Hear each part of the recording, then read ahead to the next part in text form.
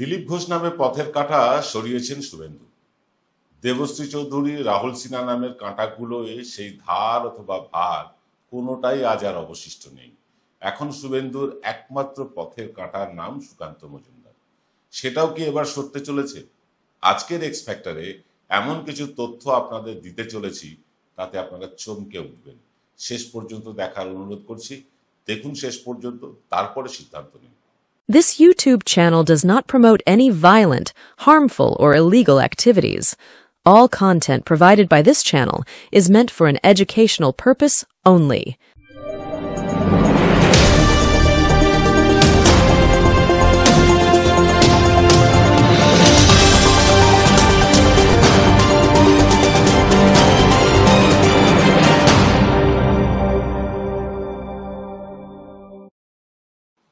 নমস্কার, শুভ সন্ধ্যা। আমি আপনাদের প্রবীর বিশ্বাস, আর দেখতে শুরু করেছেন বিশ্বজোড়া বাঙালির আওয়াজ এনকে ডিজিটালের সান্ধ্য সম্প্রচার এক্স ফ্যাক্টর।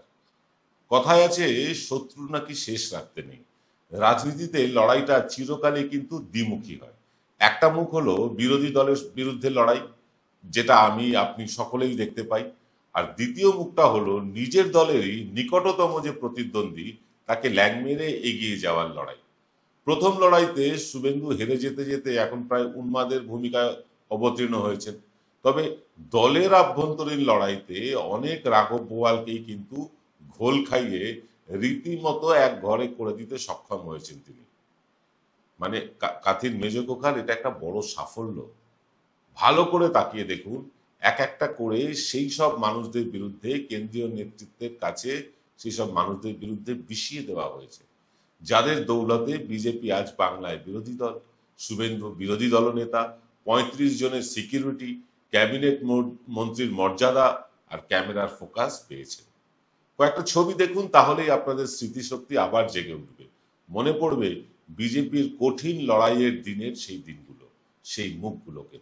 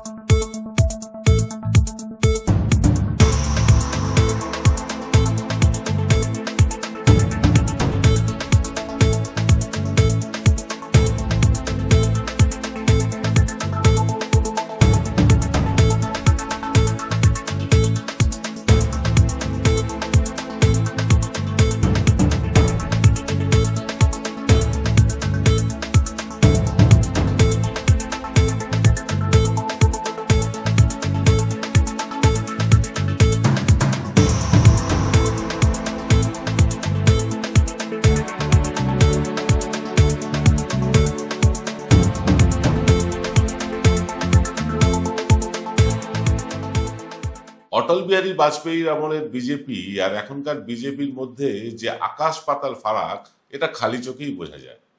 এখনকার বিজেপির অন্য দল থেকে লোক ভাঙিয়ে নিয়ে আসা হোক বা এজেন্সির চাপ দিয়ে যেন তেন প্রকারে ক্ষমতা দখলে বিশ্বাস করে। আরএসএস বিজেপির আদর্শ ধুয়ে মুছে সাফ হয়ে গিয়েছে। এখন উদ্দেশ্য একটাই, তা হলো রাজ্য সরকারগুলোর দখল নাও, আর সেখানকার খনি থেকে শুরু করে সব সম্পদ আদানিকে জলের দরে বেচে দাও। তাও বেচে দিতে গেলে সরকারি লোন দাও, হয় এলআইসি থেকে লোন দাও, নয় স্টেট ব্যাংক থেকে লোন দাও।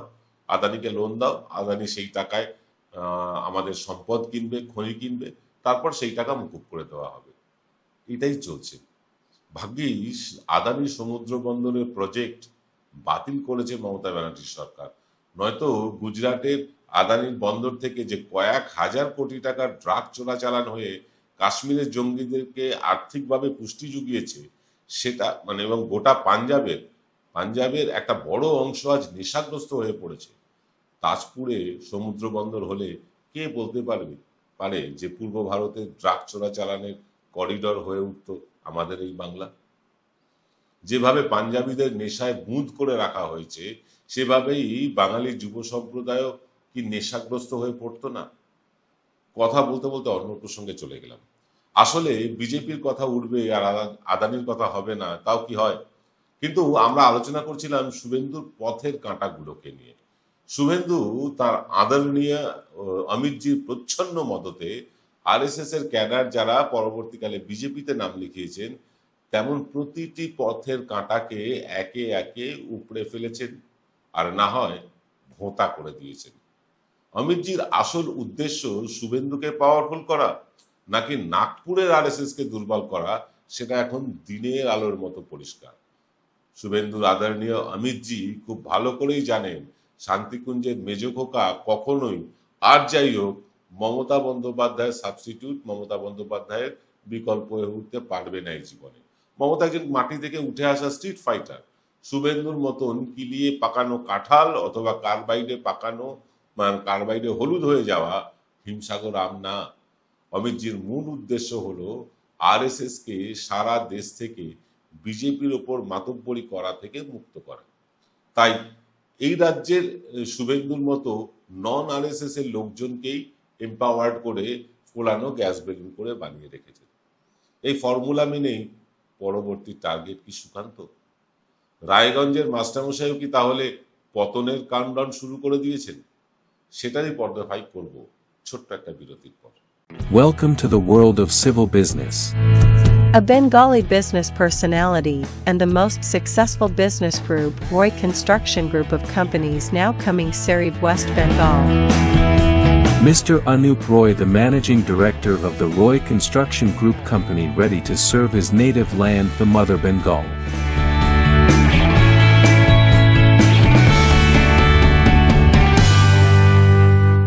জয়গুরু রত্নভান্ডার জ্যোতিষীমা, এখানে গোল্ড মেডেলিস্ট জ্যোতিষী বসেন। হাই কোয়ালিটির আসল গ্রহরত্ন সবচেয়ে কম দামে এখানে পাওয়া যায়। স্থান বেলঘড়িয়া, রানী পার্ক, বটতলা, 2 নম্বর রেলগেটের নিকটে। 9681345722 এবং 9007778922। Found Kolkata's first ever sweet shop serving so unique items like Dab Malai Curry, Motichur Truffle, Gajor Borfi, Dab Kalakand, and I had to try them. শুধু তাই নয়, শক্তিগড়ের ল্যাংচা, বর্ধমানের সীতাভোগ, মালদার পোস্তকদম, বহরমপুরের ছানা বড়া, এগুলো সবকিছু খেতে হলে আর এত দূরে যেতে হবে না। সুন্দরিনী ন্যাচারালসে পেয়ে যাবে পশ্চিমবঙ্গের বিখ্যাত 10টা জেলার মিষ্টি all under the same roof. এদের বেস্ট সেলার্স কচি ডাবের শাঁস দিয়ে বানানো ডাব মালাইকারি আর কলা পাতায় মোড়া গুড়ের সন্দেশ পাতুরি আর মাস্ট ট্রাই। ফিরলাম বিরতির পর। আপনারা দেখছেন আপনাদের সবচেয়ে পছন্দের বাংলা ইউটিউব চ্যানেল এনকে ডিজিটালের শান্ত সম্প্রচার। দেখুন, বিগত লোকসভা নির্বাচনেই চেষ্টা হয়েছিল নিশীথের মতন করেই সুকান্তকেও হারিয়ে দেওয়ার। নিশীথ স্বরাষ্ট্র দপ্তরের প্রতিমন্ত্রী হওয়াতে নৈমিত্তিক একটা যোগাযোগ ছিল অমিত শাহের সাথে। নিশীথকে পছন্দ করতেন অমিত শাহ, এটা আমরা সকলেই জানি। এটা কিন্তু নজর এড়ায়নি শুভেন্দু, আর তার ফলশ্রুতিতে নিশীথ প্রামাণিক বিচ্ছিন্নভাবে হেরে গিয়েছিলেন লোকসভা নির্বাচনে, খুব বাজেভাবে হেরেছিলেন। চেষ্টা হয়েছিল সুকান্ত মজুমদারকেও একইভাবে হারিয়ে দেবার, কারণ সুকান্ত মজুমদারের সভাপতির পদের সময়সীমা প্রায় শেষ হয়ে এসেছিল। সুকান্ত যদি এমপি হিসেবে নির্বাচিত না হতে পারতেন, এতদিনে তিনিও নির্ঘাত দিলীপ ঘোষ, দেবশ্রী চৌধুরীর দশায় পৌঁছে যেতেন। কিন্তু অনেক চেষ্টা করেও সুকান্তকে হারানো যায়নি, কারণ শুভেন্দুকে নিজের জেলার ক্যান্ডিডেট অভিজিৎ গাঙ্গুলির মতন বিচারপতির পদে থেকেও বিজেপির সাথে যোগাযোগ রেখে চলা লোককে জেতানোর একটা দায় ছিল। অ্যাওয়ে ম্যাচে হেরে গেলে শুভেন্দুর নম্বর কাটা যেত আদরণীয় অমিতজির কাছে। তাই তৃণমূল থেকে যাওয়া, নিশীথে হেরে যাওয়াটা যতটা সহজ ছিল শুভেন্দুর কাছে, ততটাই কঠিন ছিল আরএসএস এর ব্যাকআপ পাওয়া সুকান্তর হেরে যাওয়া। আর দিলীপ ঘোষ, দেবশ্রী চৌধুরী আসন বদল না করলে তাদের হেরে যাওয়া কিন্তু একেবারে অসম্ভব ছিল। রীতিমতো ওয়াক ওভার দিয়ে অন্তত 3-3টে আসন তৃণমূলকে পাইয়ে দিতে মেজ খোকার ভূমিকা অনস্বীকার্য। তৃণমূলের কৃতজ্ঞ থাকা উচিত। এদিকে জানা গিয়েছে আগামী লোকসভা নির্বাচন পর্যন্ত সুকান্ত মজুমদারই নাকি দলের সভাপতি হিসেবে কাজ করবেন এবং উত্তরবঙ্গের দায়িত্ব সিপিএম থেকে আসা শঙ্কর ঘোষের সাথে যৌথভাবে পালন করবেন, আর দক্ষিণের দিকটা সামলে নেবেন শুভেন্দু নিজেই। উত্তরে বিজেপির বিপর্যয় সুনিশ্চিত জেনেই কি মেজ খোকা উত্তরের দায়িত্ব রায়গঞ্জের মাস্টারমশাইয়ের হাতে ছেড়ে দিতে চাইছেন? কারণ দায়িত্ব পেয়েও যদি উত্তরবঙ্গে বিজেপি খারাপ ফল করে, সুকান্তর টেম্পোরারি সভাপতির পদ পার্মানেন্ট হওয়ার কোনো সম্ভাবনা নেই। তাতে মেজ খোকা আরো পাওয়ারফুল হয়ে উঠবে, সংগঠনে তারই ছড়ি ঘটবে। কারণ ধারে কাছে তার কাউকে দেখতে পাচ্ছি না, কাউকে দেখা যাচ্ছে না। তাই নেক্সট টার্গেট যতটা তৃণমূল তার চেয়েও বেশি সুকান্ত। এই মুহূর্তে আরো কয়েকজনের ছবি দেখাই আপনাদেরকে, যারা এখন বিজেপির দণ্ডমুণ্ডের কর্তা হয়ে বসেছে।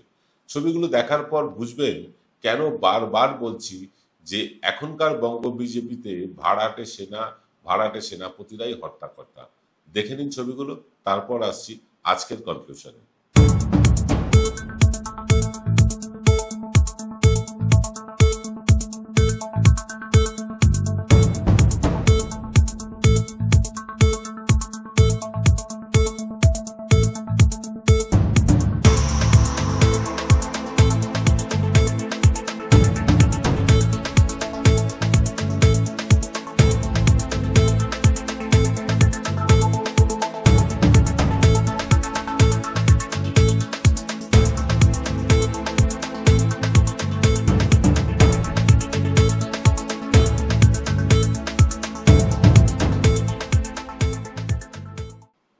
আগামী বিধানসভা নির্বাচনে বিজেপি যতটা রাজ্যের ক্ষমতা দখলের জন্য লড়তে নামছে, তার চেয়েও অনেক বড় লড়াই বিগত বিধানসভার আসন সংখ্যাগুলোকে ধরে রাখা।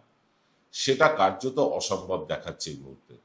হিসেব বলছে এই মুহূর্তে ভোট হলে বিজেপি 48 থেকে 55, এর বেশি আসন পাবে না।